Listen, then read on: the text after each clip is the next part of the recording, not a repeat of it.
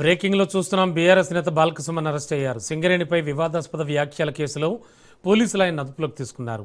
సుమన్పై పలు సెక్షన్ల కింద కేసులు నమోదయ్యాయి. 326, 351, 352, 353, 355, 361 బిఎన్ఎస్, పీడీపీపీ చట్టాల కింద పోలీసులు కేసులు నమోదు చేశారు. ఈ కేసులతో బాల్కసుమన్కు 10 ఏళ్ల వరకు శిక్ష పడే అవకాశం ఉంది.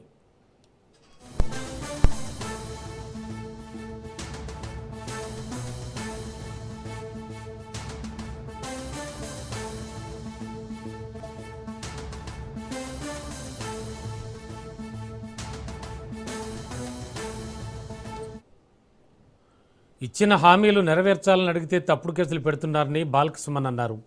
కాంగ్రెస్ ప్రభుత్వం తను టార్గెట్ చేసిందన్నారు. తెలంగాణ ఉద్యమంలో తనపై 226 కేసులు ఉన్నాయని, ఆ రికార్డును బద్దలు కొట్టాలని రేవంత్ ప్రభుత్వం చూస్తోందని విమర్శించారు. ఉద్యమ సమయంలోనూ అప్పటి ప్రభుత్వం తను టార్గెట్ చేసిందని, ఇప్పుడు కూడా కాంగ్రెస్ ప్రభుత్వం టార్గెట్ చేస్తోందని మండిపడ్డారు.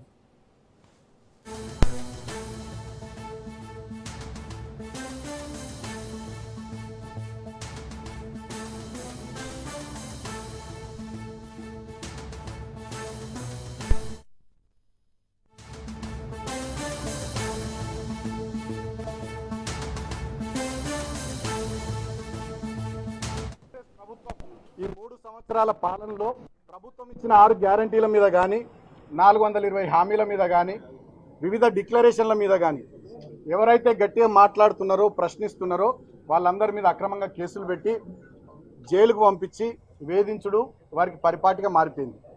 ముఖ్యంగా ఆనాడు తెలంగాణ ఉద్యమంలో 226 కేసులు భరించి సుమారు 4 సందర్భాల్లో లాఠీ చార్జుల్లో గాయపడి చెంచల్గూడ, చెర్లపల్లి జైళ్లలో 2009 నుంచి 2014 వరకు వివిధ సందర్భాల్లో జైళ్లలో ఆనాడు నన్ను టార్గెట్ చేసి కాంగ్రెస్ ప్రభుత్వం ఉంచింది. మళ్ళీ ఇవాళ అధికారంలోకి వచ్చినటువంటి కాంగ్రెస్ ప్రభుత్వం మళ్ళీ నన్ను టార్గెట్ చేస్తూ ఉంది. ఈ 3 సంవత్సరాల పాలనలో నా మీద 10ల సంఖ్యలో కేసులు పెట్టింది. మరి పాత రికార్డు వీళ్ళు బద్దలు కొడతారో ఏందో తెలియదు. గతంలో 226 కేసులు ఉండే నా మీద తెలంగాణ ఉద్యమంలో. ఆ రికార్డు బద్దలు కొట్టాలనుకుంటారో ఏమో ఇప్పటి కాంగ్రెస్ ప్రభుత్వం. అక్రమంగా అనేక కేసులు పెట్టి నన్ను వేధిస్తూ ఉంది. మొన్నటికి మొన్న మీరు చూస్తే కేతన్పల్లి మున్సిపాలిటీలో 22 వార్డుల్లో 14 వార్డులు మేము గెలుచుకుంటే కేవలం 7 వార్డులు గెలుచుకున్న కాంగ్రెస్ అన్యాయంగా కేతన్పల్లి మున్సిపాలిటీ చైర్మన్ స్థానాన్ని కైవసం చేసుకోవాలని కుట్ర చేసి నా మీద, నాతో పాటు మా నాయకులు 25 మంది మీద అక్రమ కేసులు పెట్టి నన్ను ఆదిలాబాద్ జైల్లో 16 రోజుల పాటు ఉంచారు. సో అక్కడ అనేక రకాలుగా జైల్లో కూడా ఇబ్బంది పెట్టిర్రు. నాకు థ్రోట్ ఇన్ఫెక్షన్ వస్తే ట్యాబ్లెట్లు ఇవ్వలే. దాదాపు 4-5 రోజుల పాటు విపరీతమైన చలి అక్కడ ఉంటుంది. ఫిబ్రవరి మాసం చలి బాగుంటే నాకు బెడ్షీట్ ఇవ్వలే.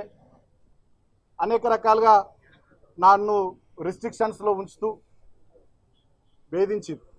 అయినా వాళ్ళ కడుపు మంట ముఖ్యమంత్రి రేవంత్ రెడ్డిది, మంత్రి వివేక్ది, కాంగ్రెస్ ప్రభుత్వ పెద్దల కడుపు మంట చల్లారనట్టుంది. మళ్ళీ ఇప్పుడు అక్రమంగా కేసులు పెట్టిరు.